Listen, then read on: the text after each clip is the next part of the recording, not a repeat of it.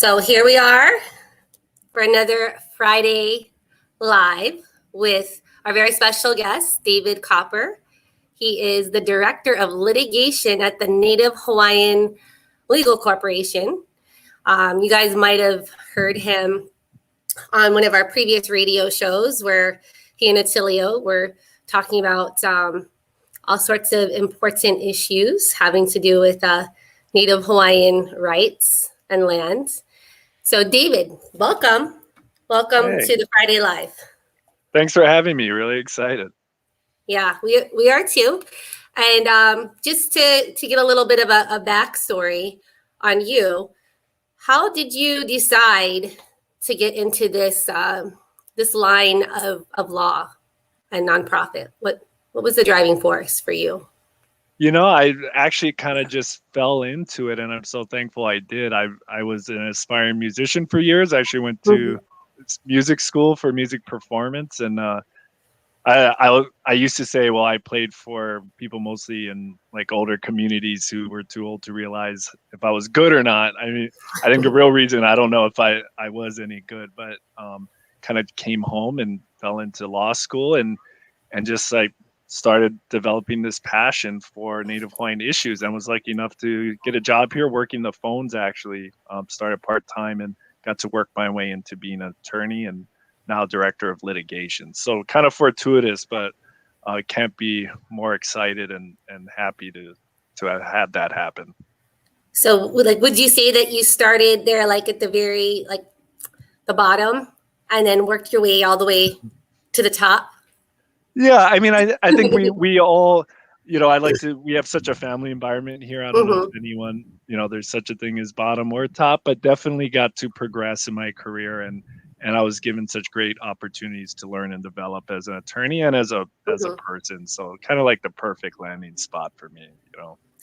That's great that you're able to find that family type environment where you could grow personally and professionally. So you mentioned being a professional musician, and you know we've got to just touch on this real quick because I've known you a long time, and I knew you as a musician.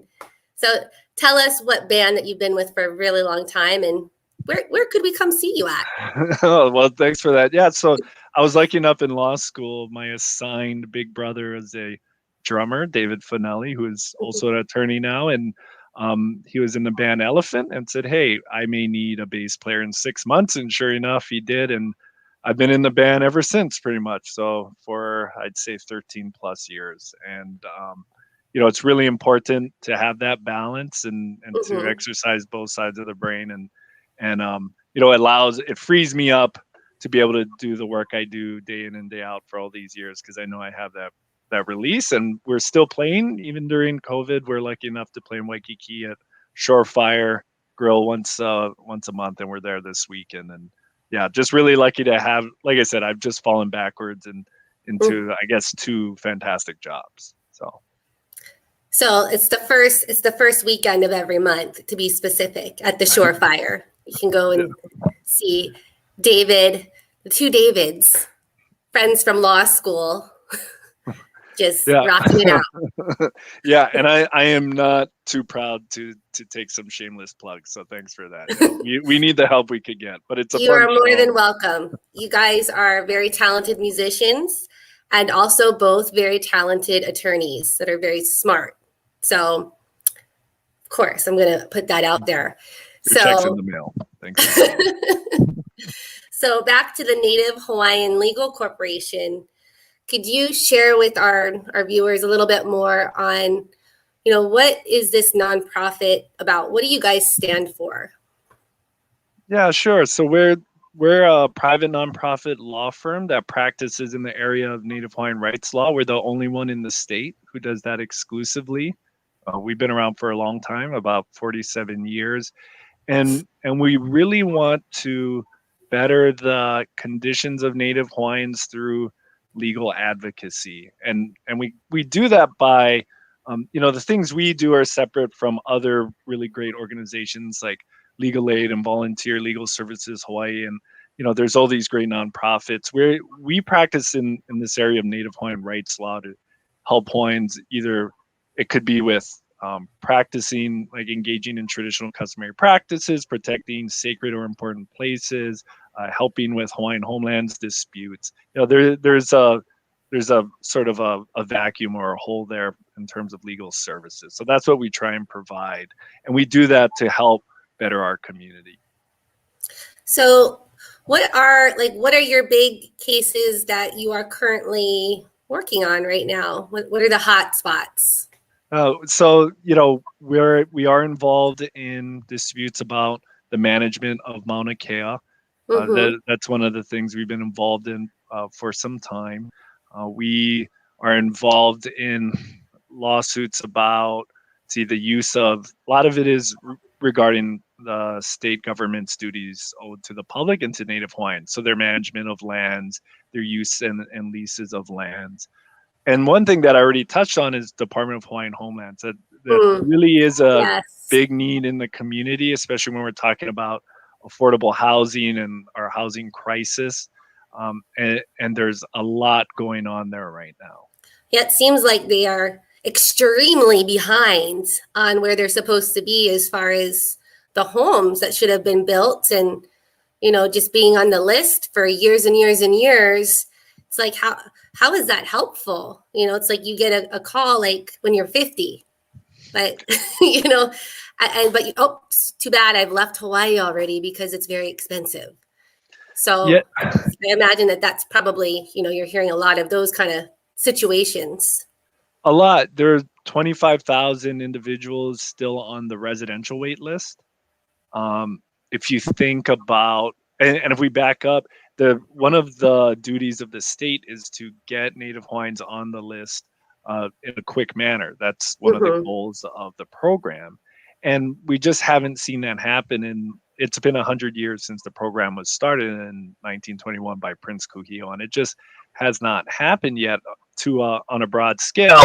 If you think about 25,000 homes, and we know that very common in our Hawaiian homestead communities, you have multiple generations under one roof, or at minimum, a family, mom, dad, children, maybe uncle or grandpa, grandma, or grandchildren.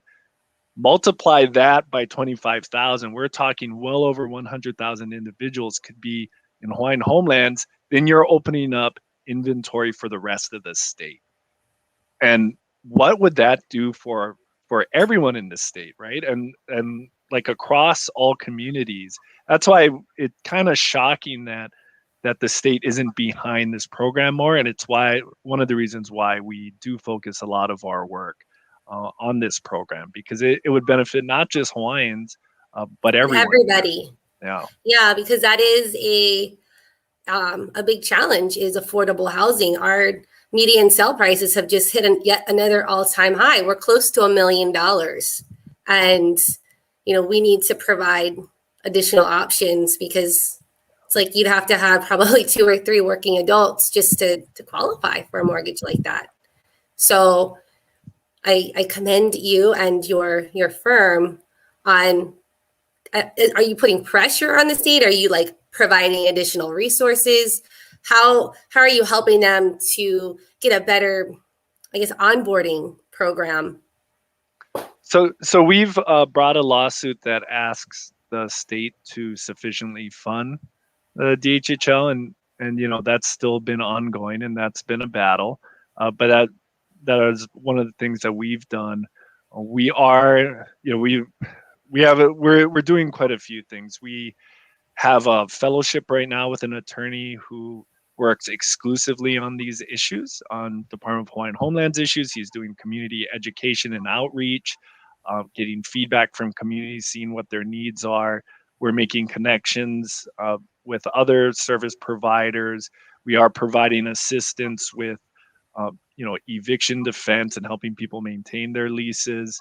And we're always open to working with the department as well, because at the end of the day, I think we all have the same goal. So we're trying to take a lot of different, I guess, tactics and approaches to helping on this issue that, again, I think would affect everyone.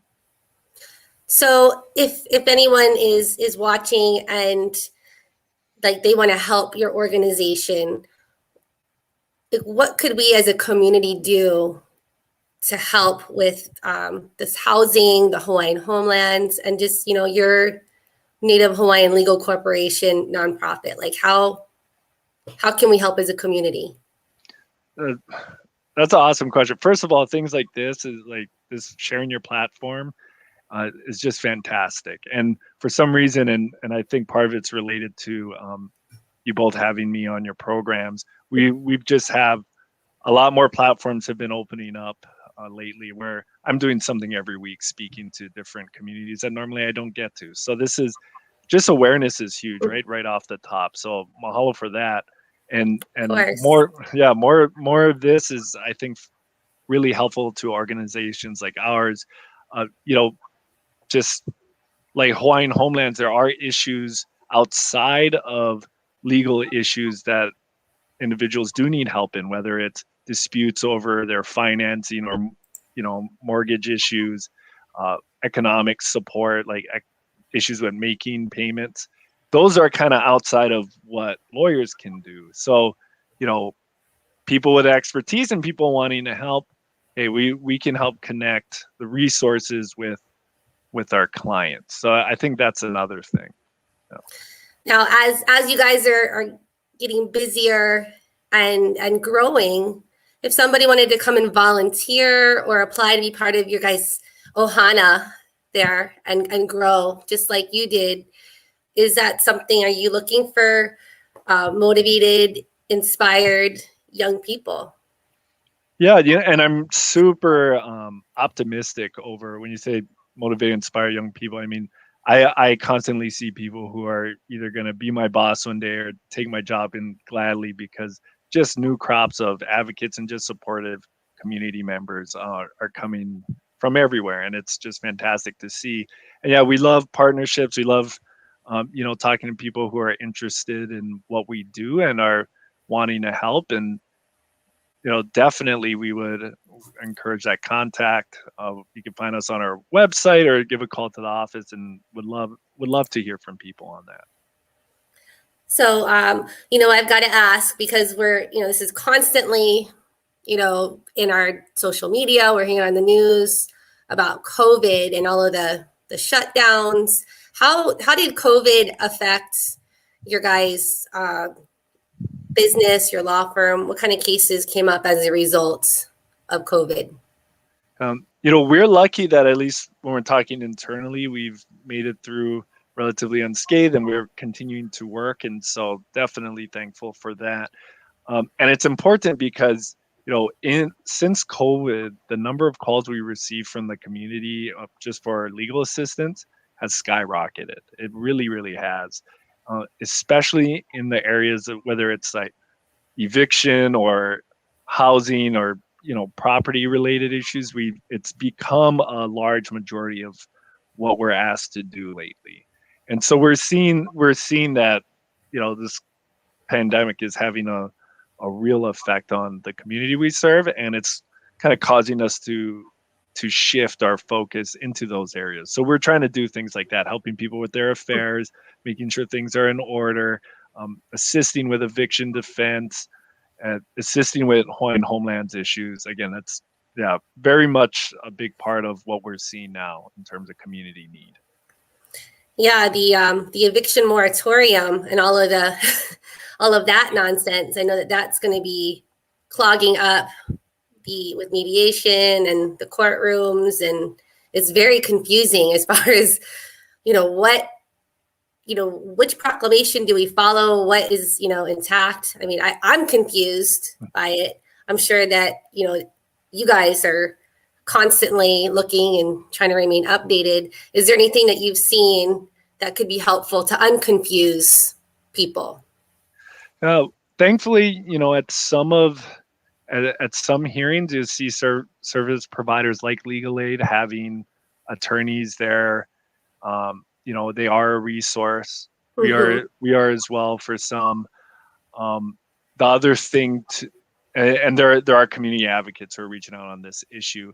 the other thing to note as well, and for everyone to be prepared for, is I mean, the courts are really, really backed up and are dealing with a very heavy caseload. So you're seeing these cases move really, really slowly. What normally could be resolved in a month or so is taking months and months. And like you pointed out, having to go through mediation, trying to alleviate some of that backlog. So I think being prepared for that and knowing there are resources like Legal Aid, Volunteer Legal Services Hawaii, Native Hawaiian Legal Corporation, there are resources. So who is your ideal clientele? Who's your ideal person that you guys will typically be working with? What kind of issues are they facing, and who are they? Yeah, so we represent Native Hawaiians, people who are looking to perpetuate some aspect of Native Hawaiian rights law. So these are either the cultural practitioners who want to protect sacred places or who want to continue on a tradition. These are people who are trying to hold on to family property, especially if it's a DHHL property or maybe a Kuleana land, like a Hawaiian family lands. We help people who are trying to preserve natural resources like water. So we have kalo farmers, just people who hunt and gather and fish. These are our clients, and it's all to, are we protecting and preserving rights of Native Hawaiians or things and aspects about that culture that really makes Hawaii Hawaii? Yeah, that's really what we're trying to do, because a lot of the laws that we work under came out of this. Just really, really brief history, came out of this 1978 Constitutional Convention that we had in Hawaii. There was about 100 delegates, I believe. Only several were actually Native Hawaiian, but almost all of them said, hey, Hawaii is changing. If we don't preserve Hawaiian culture and the well-being of Hawaiian people, it's not going to be Hawaii anymore. And that's what we're trying to do, is keep that legacy going on and fighting for those rights to make sure this place stays unique.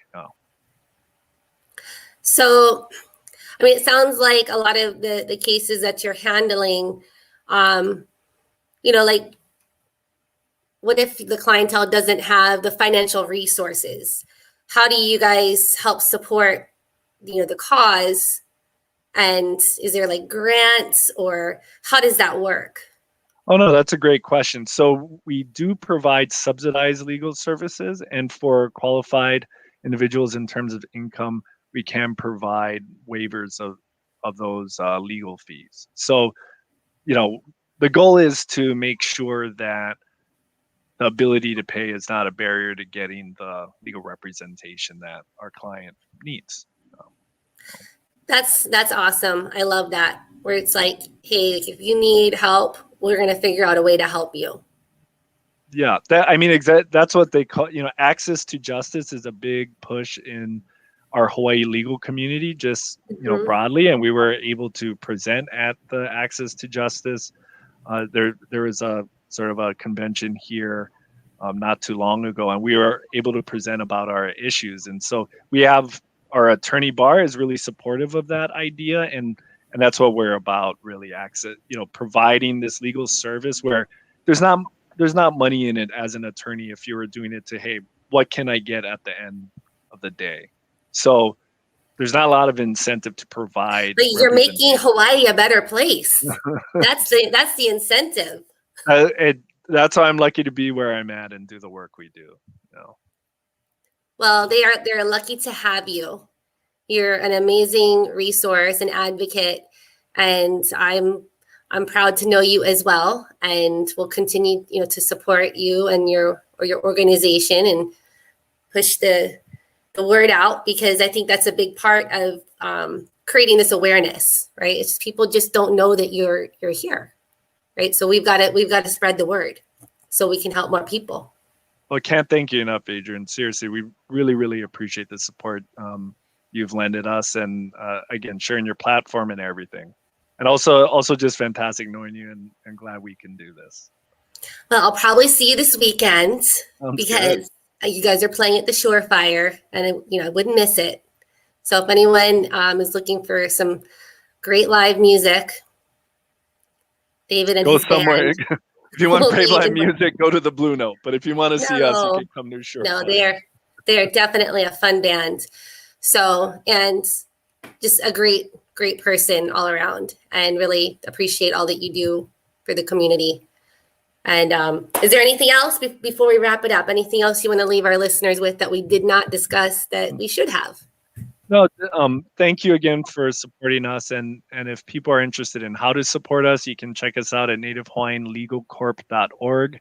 Also, we're very lucky to have a virtual fundraiser on TV, which is going to be August 28th, 29th, and 30th on KGMB, KHNL, and K5 at 6 o'clock. And what we're really excited about is Kaylee Reichel, who's our board member, is going to be performing a rare and amazing performance. We're honoring community advocates who do work. And I think it's just going to be a pretty cool event. And you can learn even more about us and also the communities we serve. So please check that out. Well, awesome. And we look forward to having you back on the radio show again at some point, and just giving us some updates as far as things that we need to know as a community. So we're definitely excited to keep this going.